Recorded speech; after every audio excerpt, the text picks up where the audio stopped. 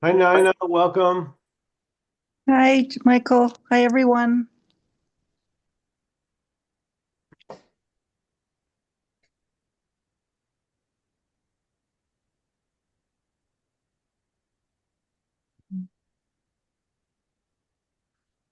So, what if there was no self to get rid of?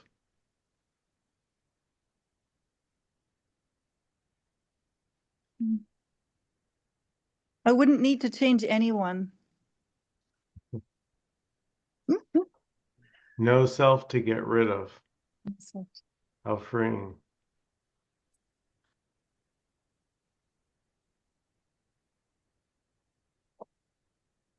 Thich Nhat Hanh um, said it's the illusion of a self that we have to get rid of, or the belief that there is a self to get rid of.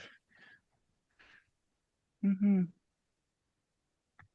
Yeah. So, the tricky part is seeing that if it's an illusion, there's literally nothing you need to do because it doesn't actually exist.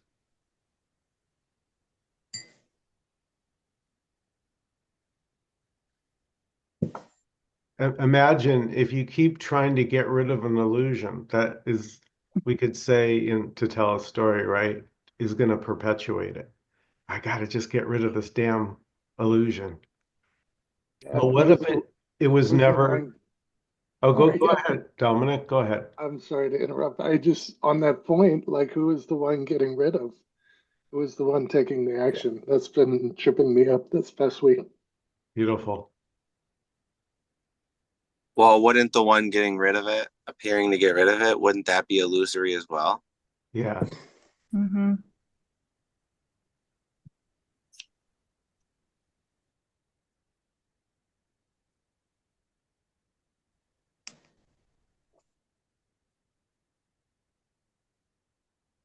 Um, so I posted a photograph of Paul Hederman and myself on Facebook yesterday, and I was just listening to one of his videos, and I really like the way he talks about this. Um, he talks about the mind assumes there's a self because it can't make one. So it assumes that there's already one, and you like fall for it.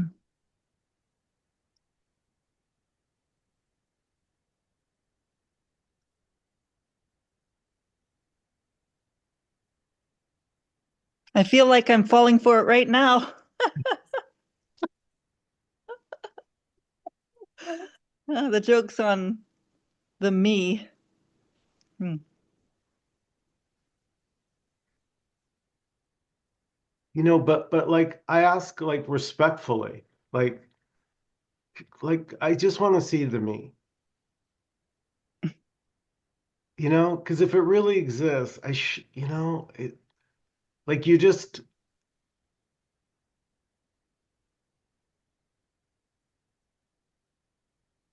like you don't you it kind of can dawn on you that you don't need like the me is superfluous. It's an add-on. It never actually existed.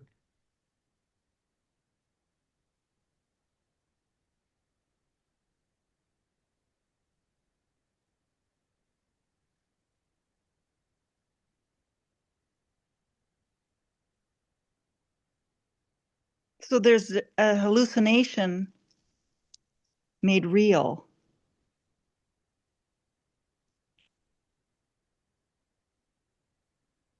Well, the separation was never real. I mean, the That hallucination. yeah.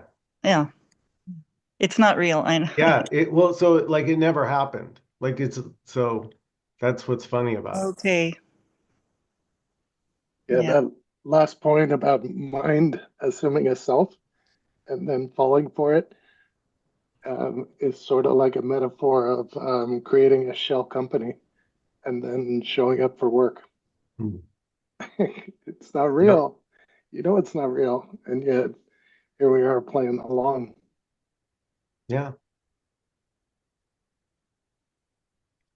Well, Well, it's so reinforced that there's a Mhm. self, like from childhood on. It's just completely, there's no explaining why, but it just seems that almost everyone thinks of themselves as a separate self, and it includes a feeling. I'm not just talking a thought.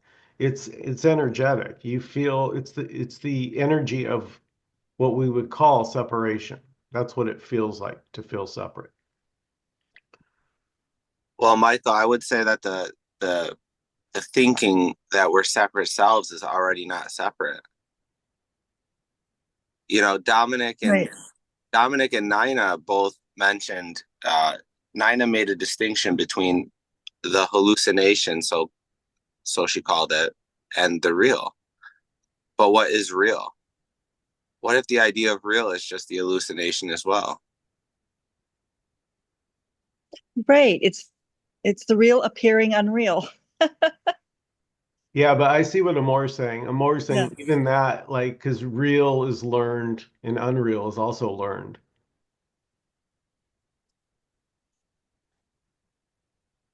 Maybe we But get trapped in the words real and unreal. Yeah, it's And switched. yeah, You switch them. And now the formless is real and form is unreal. But they're yeah, it's crazy.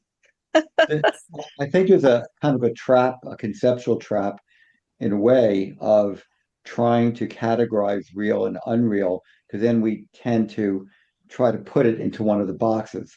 And the words, are useful in languaging, but it may be that the words become limiting, and then we start to, Um, it's like putting the words aside in a way.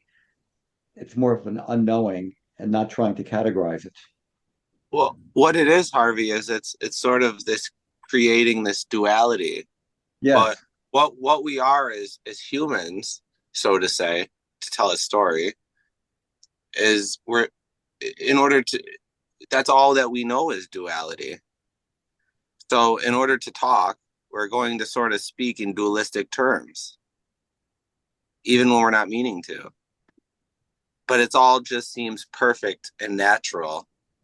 Even the creation of the duality seems so perfect and natural. It's already non-dual.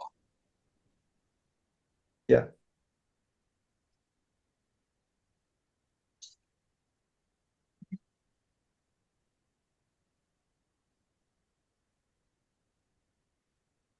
there's a belief that we're doing something here. What are we doing? It appears that there's trying to figure out something, but there isn't anything to figure out except just being whatever is happening. And a lot of times when there's a suffering feeling, like a separation feeling, we want to reach out to someone or something to make that feeling go away. Yeah, yeah, But why not just feel the feeling? yes. Ding, ding, ding, ding. That's a Right? level Feel that the most excruciating despair ever, hopelessness. because it doesn't occur to you to do that until it does. Yeah, until there's nothing, until you can't get out of that hopelessness. Well, shit. Leela and I talk about this every day. Like Mhm. literally this. Like, That we for so long mental stories about the suffering we're gone to and dealt with and parsed and get lost in. And the feeling was hardly ever given any attention.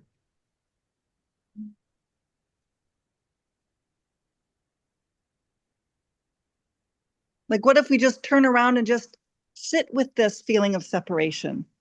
Why not? Well, there's no feeling anyway. So that just seems like another trap. There is no feeling. That's the feeling Uh, an illusion. So to allow the feelings or not allow the feelings is just more of the same. Doesn't make any difference. Yeah, if a feeling appears, then just let it be. Like it's okay, but it doesn't feel okay. Well, I was just thinking that if if there was seemingly wanting to feel the feeling, so to speak, that's okay. And if one was not going to feel the feeling, that's okay too. They're both really equal. Neither one is better or worse than the other. It may, again, I realize there could be what appears to be a choice, but either one, they're both essentially just what they are. The feelings come and go just as naturally as the tree grows. As does the wanting to get rid of the feeling or to wanting to sit with the feeling.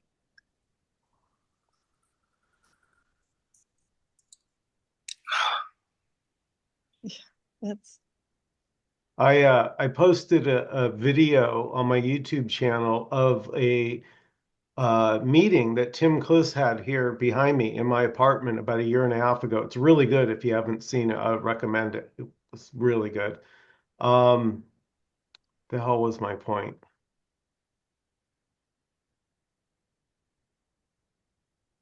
Gosh darn it. That's what happens when you get old.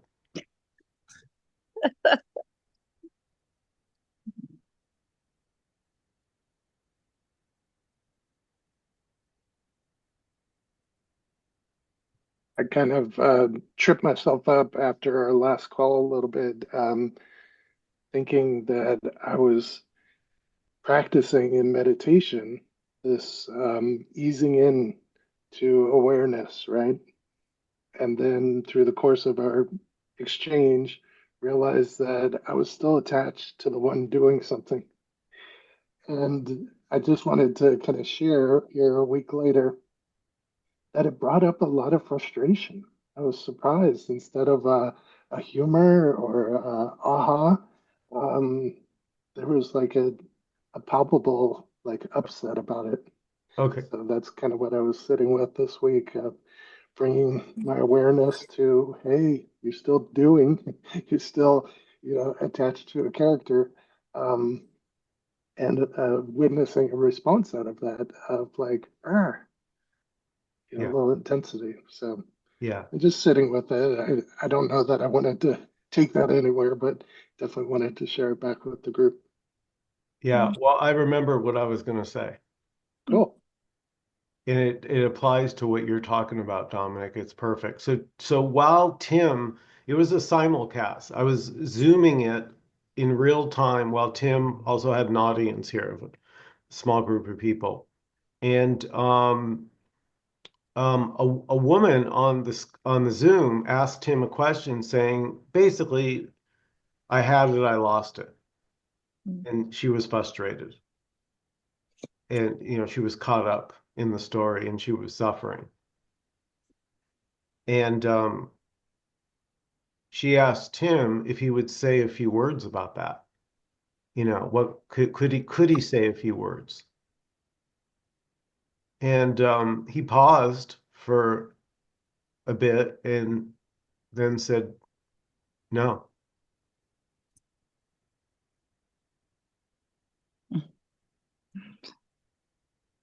this isn't to get you out of states you don't like. That's not Yeah. what we're talking about. That's it too."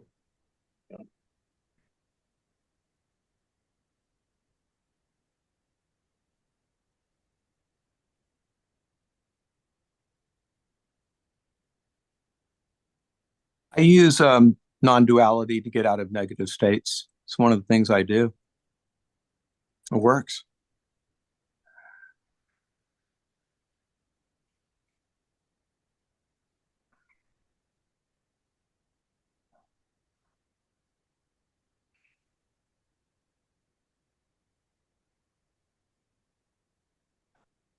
This kind of clarity seems to come in and out for me. Like the last weekend, I was like in the bath and I was listening to Emerson and I just paused it. I was like, I literally don't care about. I just like there was like something in me that was just like, ugh, I don't give a fuck, almost. And it was so deep that like the whole day I was just so happy and like just dancing around and like taking care of my chickens and going on a walk, and then sort of just left the next morning, and I was just back to like this boredom almost. Just Do you say boredom?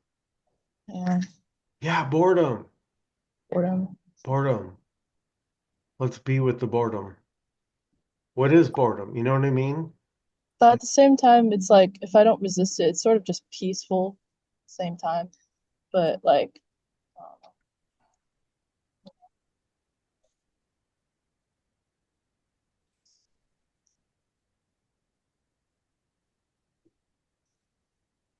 Well, I'm actually asking the question, what is boredom? what is boredom?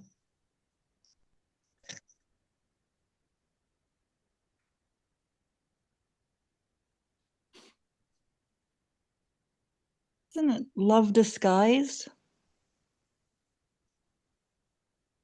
I don't know. Boredom can be there when there's a resistance to just what is. It's like saying, well, here's whatever I'm doing. I'm bored. I'd rather be doing something else. So it's kind of saying it's really just kind of a resistance that may seem to occur. Yeah. And I would say here, for me, boredom is when I'm lost in the head, so to speak. I'm in a mental blah. But when I'm just fresh here now with and actually looking at what's here, like noticing, like for real, there's a monitor here, guys. I mean, like you're not kind of taking it for granted. You're kind of amazed a little bit, right? Like you realize, how is this happening? Yeah, in a way, you're describing for me being present with what is versus up in the head, caught up in a story, chasing something. I find that boredom for me is sort of feeling a little bit of that frustration I talked about earlier, just kind of a little bit hopeless, like all my efforts are in vain. I can't do anything. Um, I guess I'm a action-oriented person. I like to get things done, and this coming up against there's nothing to do, or some frustration. And then when I sat with that, the boredom came along with the frustration. So I just wanted to connect those dots for myself. Yeah, beautiful, Dominic. So what I notice about boredom, the kind of the same thing applies. If I stay in my head about boredom, I can continue to be bored. Oh man, this is so dead. I'm so bored. There's nothing happening. Ugh. But when I'm not in the head, when I'm actually in the experience directly, this is not boring. It's alive. It's electric. It's actually more vibrant. Boredom is kind of dull. When you're really super present, I feel like everything brightens, like the wattage gets turned up on it. And Michael, boredom may still seem to happen, but it's like what you say, can we make room for it? Or how do you say it? Is there space for the boredom? Yeah, I always ask because I don't want to assume. Maybe there's not. Maybe I don't want fucking boredom here right now. But now I want to also feel into what I mean by boredom. Like I don't want to just stay with the label. When I say boredom, what the hell am I talking about? Like I want to feel into the feeling.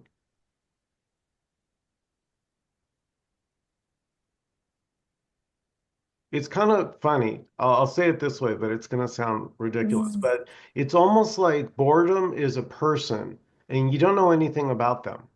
And so you want to get to know them. Like boredom, I only know you by your reputation. What are you really? And then you just shut up.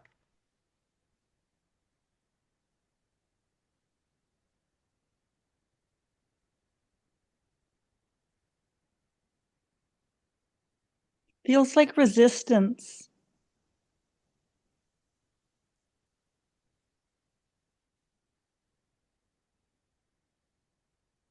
Yeah, it also feels like a cover story, like an escape. I'd rather be bored than feel what's here, feel sad, feel, whatever, like another disguise for escape this present moment. It's sort of as I feel into it, it's sort of this like something should be happening.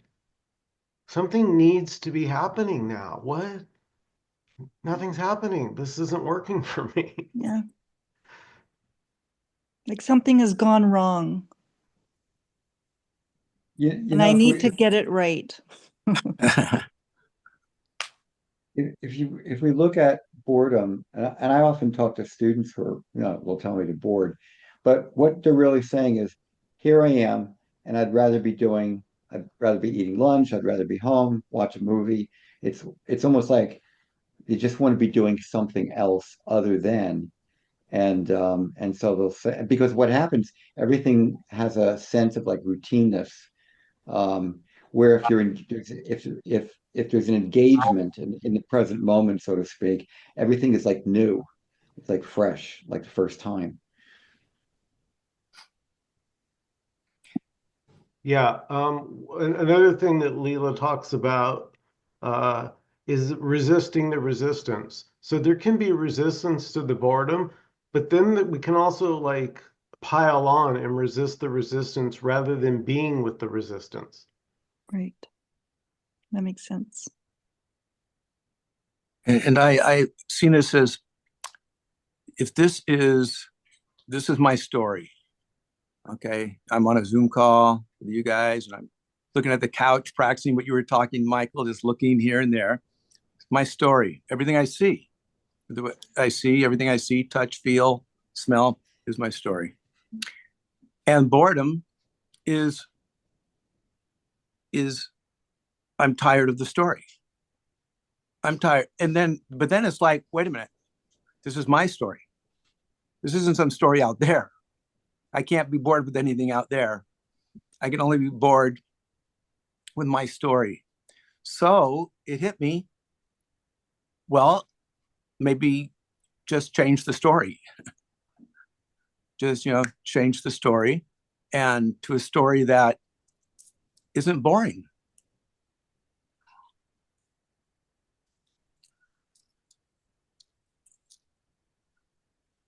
I don't think so. I think I feel like that's like an intellectual thing.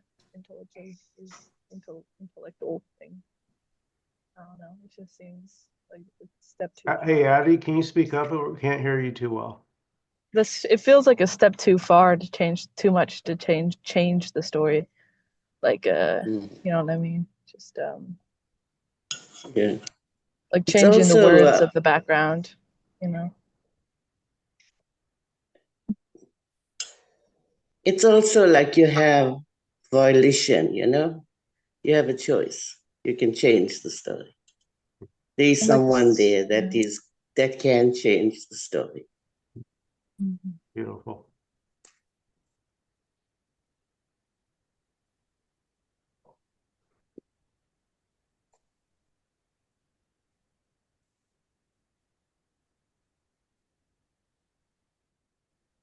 Uh, it's like surrender.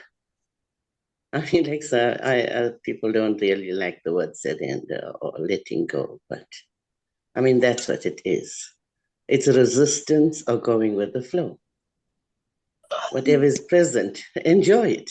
Even if it's boredom, what's wrong with boredom, Uh, yeah, nothing that you can change, actually.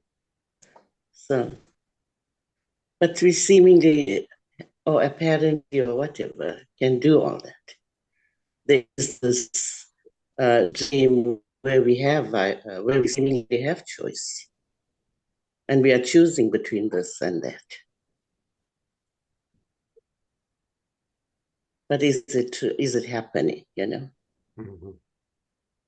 Yeah. Thanks. No, beautiful. This is beautiful. Yeah. Thank you. No, I live in my truck for weeks at a time, driving sometimes 1,000 miles a day. And I sit in silence most of that time. I don't even have the radio on or anything. I just sit there. And if boredom arises, like the other day, I was driving through Illinois and I just started blasting my radio. And I had my windows down and I was singing Elton John at the top of my lungs at 6 o'clock in the morning with these people driving past me, looking at me. And I'm just singing my heart out. You know, if you feel bored, then you could sit with it. You can, blast the radio and sing your heart out. You could do, I don't know, you have two choices. You could sit with it or you could do something about it. I mean, I think it's just that simple. I mean, it's really simple. It's not really a complicated thing.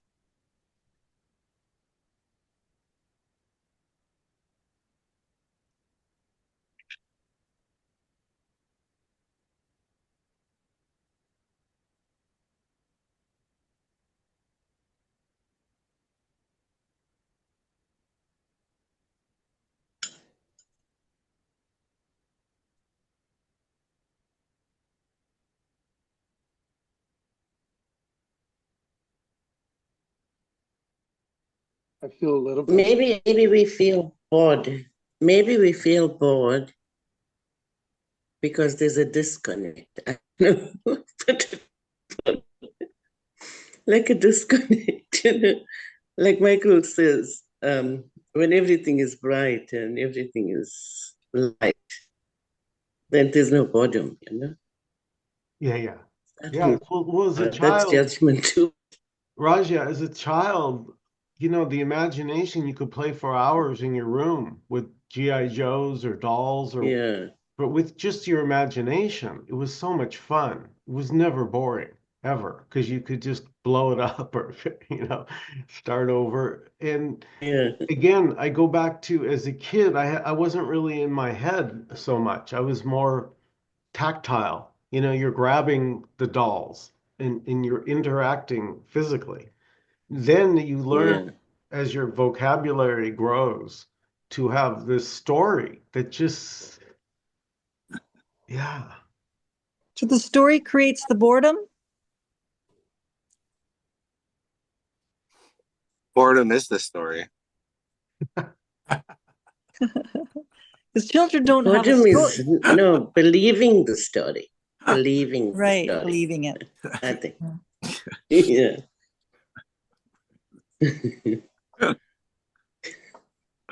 But where is the story? Where is it? Well, there's not a separate thing called a story.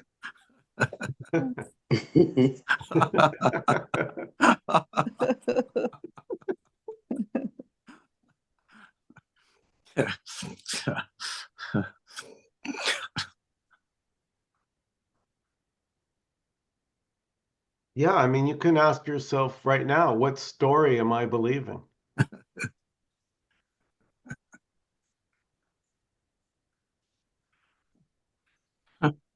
That's a really good one.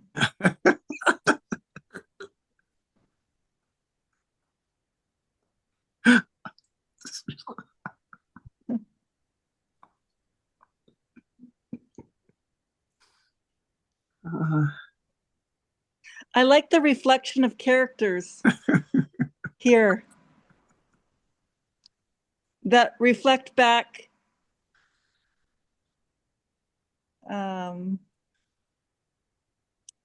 that there's nobody here.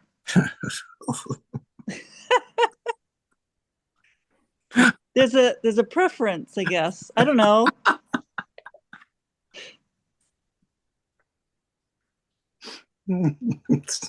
Man, I can see why people watch this and think we've lost our marbles. It's interesting. I'm thinking Amor calls this a shit show a lot. I'm looking at it. I'm going to call it a silly show right now. This is a silly show.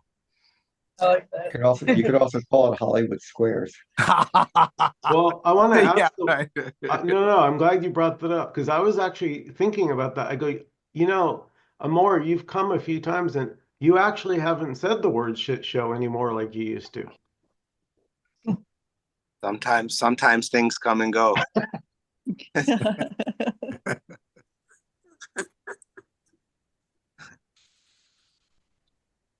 Yeah. Yeah, even saying that there's nobody though, Nina, it starts to feel silly. And Yeah. just find yourself driving down the highway blasting Elton John singing at the top of your lungs. Like Mhm. it just all feels like fun. It's just Yes. and it's like there's no more trying to figure it out anymore. Just fucking fully embedded in it. That's what I fully Mhm. whatever's right in front of me at any moment. That's it. Yeah.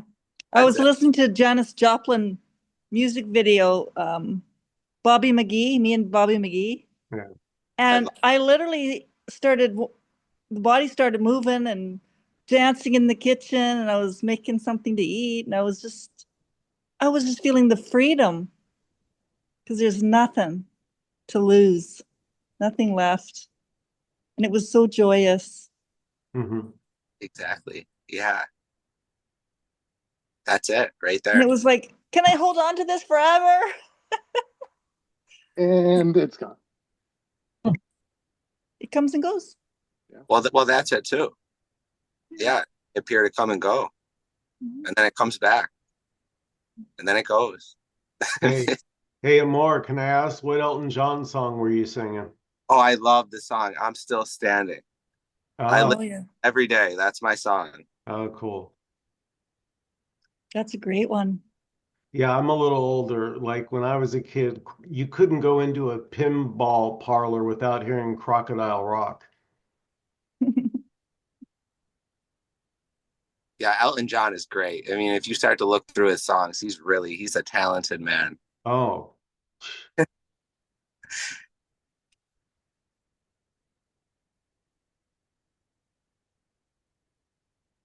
And the one that we are made him up. It was great. yeah, exactly. Beautiful, Nina. It's all this. It's whatever this Yeah. is, you could say makes everything. So, Yeah. it's this is Elton John, it's this is Amor, it's this is these words.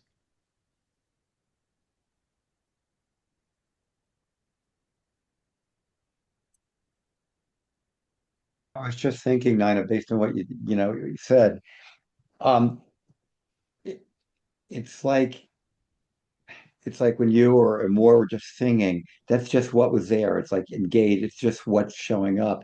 And sometimes I think we in the so-called non-dual whatever community start to really debate, is there a self? Is there a no self? What does it all mean? Is it the universe experience? Mhm. We get into all kinds of theories rather than just living, like just living completely. And then maybe in a way, the issues of is there a self, is there not a self, it doesn't really matter at some Mhm. level. Because I mean, we've like it, exhausted all the talking. It's exhausted. yeah. And sometimes you just want to sing a song. It's like Yeah. going in the shower and you're belting it Yeah. out, and that's it. So Harvey. Harvey, Oh, what does living completely mean, Harvey, when you said that? Well, it's just doing. It's like it's almost. It's kind of hard to describe there, but I guess it's just like doing what you're doing, whatever's showing up. That's just it, without trying to, I guess, in a way, without trying to interpret it do or do commentaries on it. Although even that is a little it too. But it's just like, and I think Nina gave just a good example, or a more just driving and just belting it out. That's that's the awakening or enlightenment or whatever you want to call it. That's it. And not to exclude anything, but when you gave that example, it just felt good. It was just like the aliveness. That was a good. Maybe that's the word I'm looking for. Aliveness. Yeah. Just Yeah, being I really can identify present. with you, Ivy. What you're talking about, like, is like what people call the zone. to be in the zone, kind of. Well, Yeah. that's very good. Yeah, because very often when people describe the zone afterwards, because in the zone, people say, I'm not there. Looking back, I wasn't there. It was just what the flow, whatever you'd call it, just everything's just showing up as it is. And then people who like athletes will say, oh, if they start thinking, oh, I'm in the zone or I'm doing real good, the zone ends because now you've claimed it as me or so that aliveness very much in the zone. Well, it can be permanent. It doesn't have to just be like experienced and not. And it's like we're putting the limitations, Yeah, and it saying, doesn't oh, have to you be are in the zone or you're not in the zone. Well, I mean, equal because I you're not, don't, it I could show don't up know. as anything. Well, you could say Yeah. that relatively, Roz. We all know what it's like when you're focused and in the zone, so to say, and when we're distracted. So, in a relative way, we can talk about being in the zone. But, I wanted just to go back to what you said, Harvey, about because that was the experience here. Me or no me became irrelevant. Am I enjoying the moment? Am I engaged, as you were saying? Am I like a more? Am I singing? Am I having a good time? That's not whether there is a me here or not. Yeah, exactly, Michael. It's if I look back at my day today, there, okay, there was some singing, there was some sitting in silence, there was some meditation, and maybe some anxiety came up a couple times, maybe some sadness, being homesick, far away from home. But that's come and gone. What's right in front of me right now is this meeting. This bed right now in this moment. And in 20 minutes, it might be me laying in my bed looking at my ceiling. That's it right there. Boom.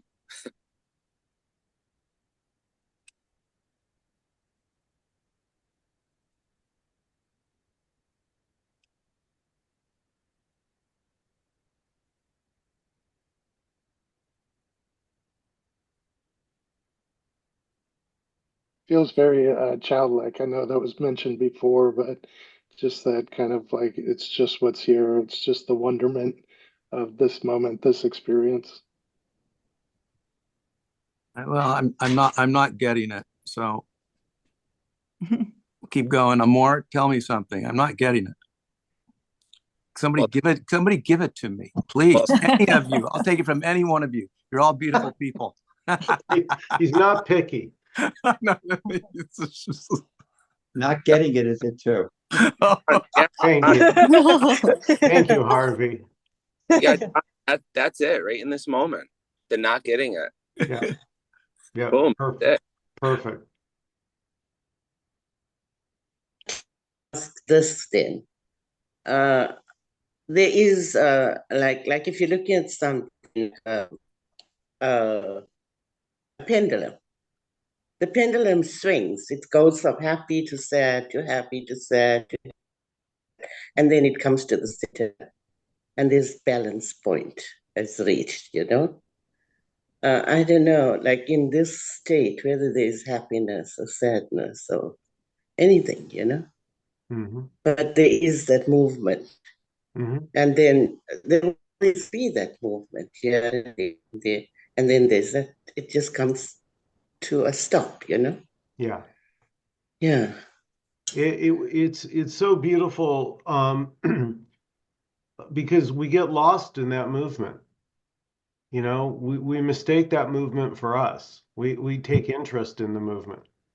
And there can be just a relaxation that doesn't require any movement.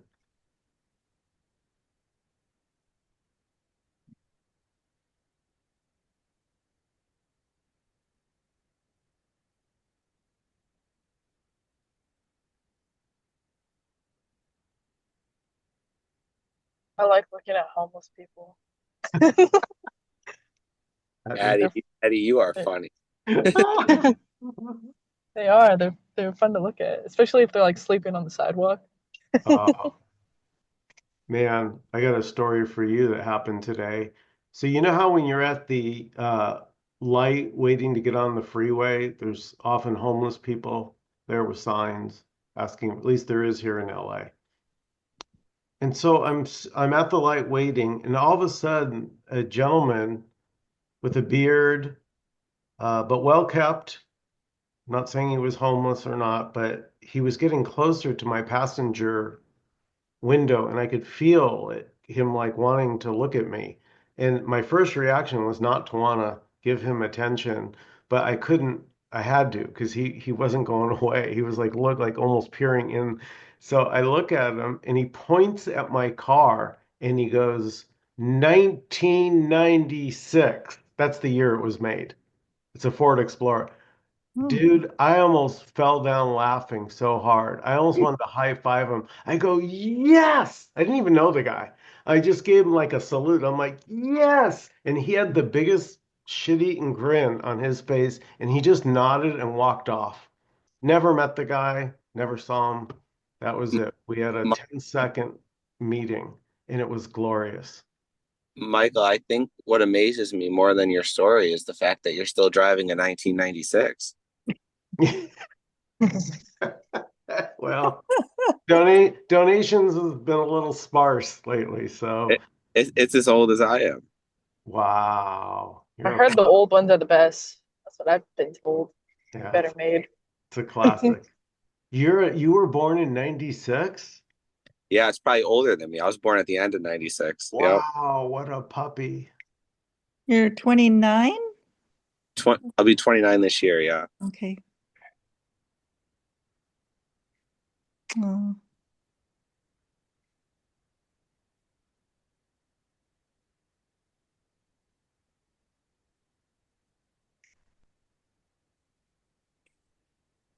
So, it didn't matter whether there's a me here or not to interact with this stranger that came upon the scene. That's what was there. And my first reaction was a little fear and a little like, uh-oh, because it can be that way. You have to be a little careful. But yet he had a twinkle in his eye, and I could see he was a little amped up and smiling. And then when he realized he had my attention, like we locked eyes, and he like pointed, and I could just see he was like 1996. And I just like almost wanted to high five him through the window.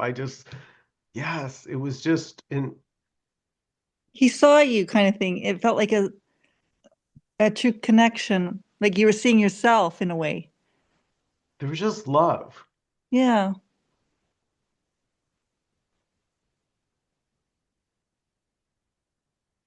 Yeah.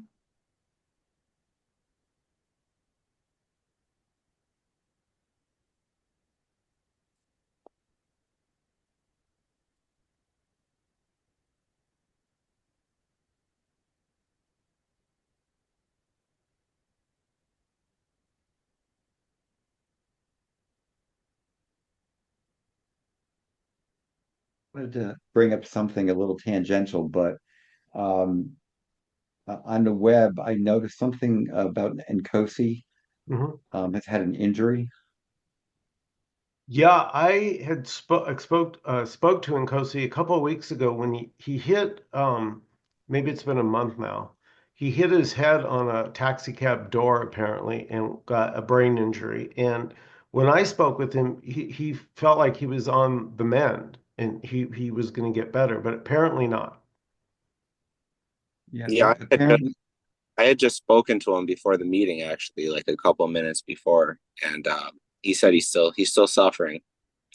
So he needs some donations if anybody's able to donate.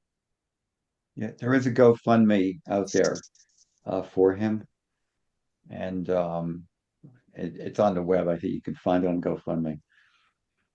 Yeah, okay, I'll find it and I'll put it in a link to this video. Thank you, Michael.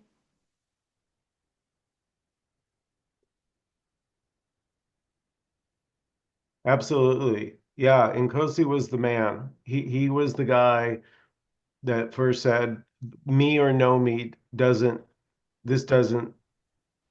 mind. Me or no me. And then already he was the first one I had ever heard talk about what you're seeking is already the case.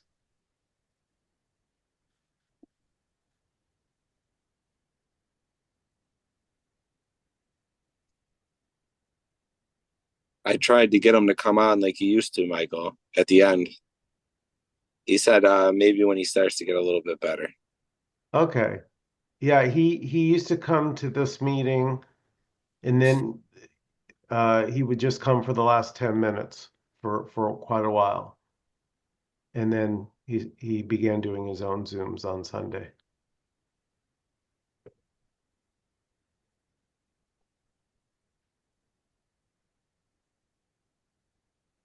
His voice, his words mixed with his voice, they Hmm. just he's got a gift. Yeah, I agree.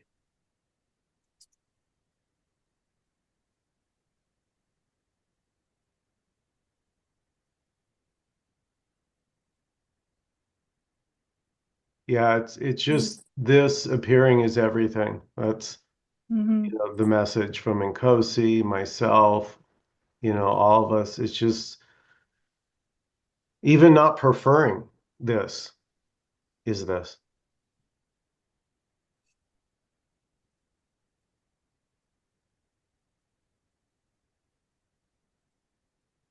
That's what I took from your story about pulling up to the freeway and having the homeless guy at your door. That idea of preference. I just want to go where I'm going. I have an idea of what that is. This is something else. I prefer not to have, some kind of distraction. Just want what I want. And then reflecting as well on what is here. Can I just be with what is here? The desire to be somewhere else. I'm with that. This guy here at my door, my fear, all of it. So not adding anything new, just kind of talking out loud about what was reflected in that for me. Yeah, beautiful. Yeah, that's kind of how it played out. Like, again, because there are sometimes aggressive homeless, you do have to be a little careful who's next to you, especially if your window's down. It happened to be up, but um, but it was only a second or two when I just instinctively just felt to meet this person Mhm. directly in the eye, like, and when I looked in the eyes, I saw excitement. So that's another thing I would say about being present. You're not thinking about yourself. You're present with, and you feel people's energy, so to say, just a little story. But I could see, I go, wow, this I don't know what this guy's about, but he seems really excited to tell me something in this moment.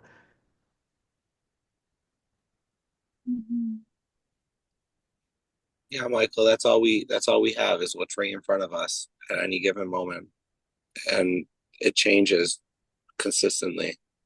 Before we know it, like I said before, I'll be laying in my bed looking at my ceiling and that'll be what it is. And then before you know it, we'll be sitting here again next week, and then the next week, and then a year from now.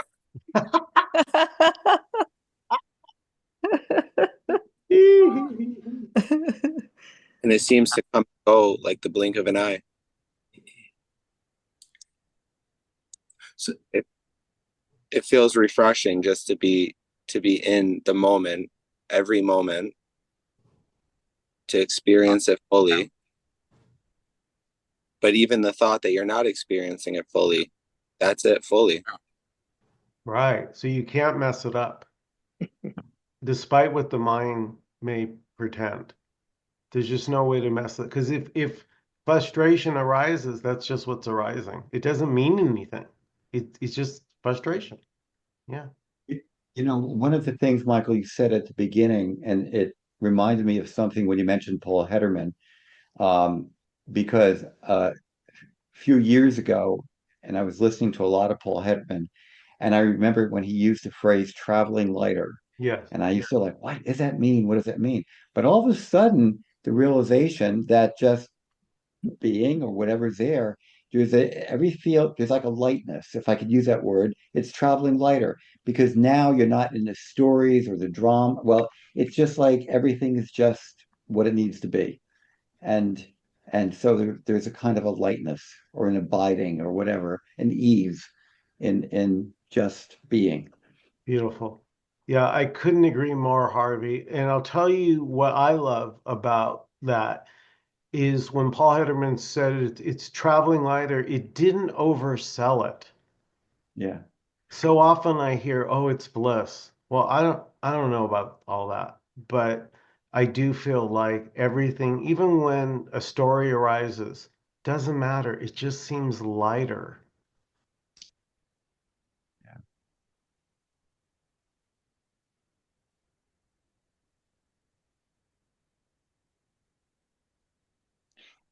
And I think too that you're right. I agree that a lot of people use the word bliss, and you get all these fantasies of what it's going to be. You'll be floating up to your ceiling or whatever. But the traveling lighter it just sort of had a resonance of, yeah, it was very simple, and that simplicity was the profound. It was profound as well. He never oversells it. He just sort of puts it out there, and there was a kind of authenticity from Yeah. his own experience. Mhm. And traveling lighter is not to be underestimated. The analogy is like having a backpack of your past. I call it 100-pound backpack of my life from everything, every memory. And Carrying, your future. yeah, exactly. Yeah, everything, like the file of you. And imagine not having to lug that 100-pound backpack around anymore because your interest now is in just whatever's in front of you. If you've ever heard of Jill Bolte Taylor, some of you might have heard her on. And when she had her stroke, she wrote the book, The Stroke of Insight. But one of the things she says during the stroke, she says, 38 years of emotional baggage gone. Oh, well, it was like the relief, all the backpack was off. And then she goes, Nirvana, Nirvana. I found Nirvana. But what she was communicating is that backpack of stories and this and that and all the memories for a moment, as she put it, it was like somebody took a remote control to the thinking, hit the remote control, and the thinking was just gone for that period, and all the baggage was gone. And that was in a way like the traveling lighter, like you said. Yeah, and if you want to carry though the 100-pound baggage from your life, that's okay too. Yeah. Just Yeah. as just as okay. I mean, like Mhm. no difference whatsoever. It's like sometimes you travel light and sometimes you got 200 pounds on your shoulders. Yeah. Oh man. And it's what you so whatever you want, whatever story you want to play.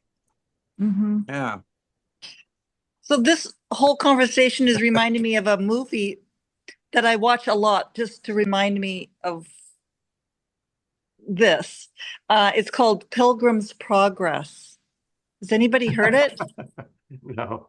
Oh my God. Like it's all about this backpack he has on, and he's on the path to the celestial city Hmm.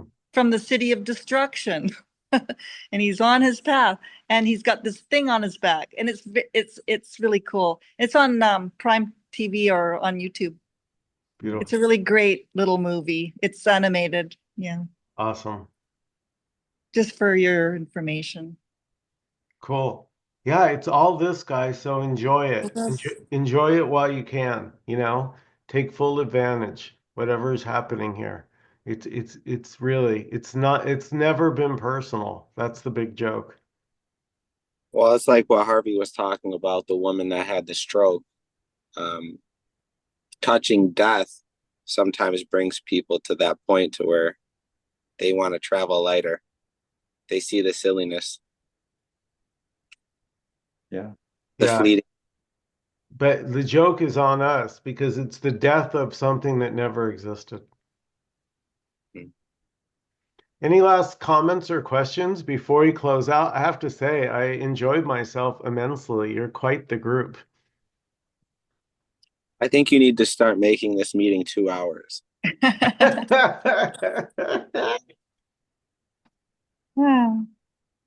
Well, I'm so glad your truck has electricity and internet so you can join us. Well, thank you. I was happy to join you. Great meeting. Beautiful. It was really nice to see everybody and hear your voices and see your faces. Really happy you're here. Thanks, guys. Thank you, everyone, so much. Mwah. Have a wonderful evening, everybody. Yeah. See y'all. Bye.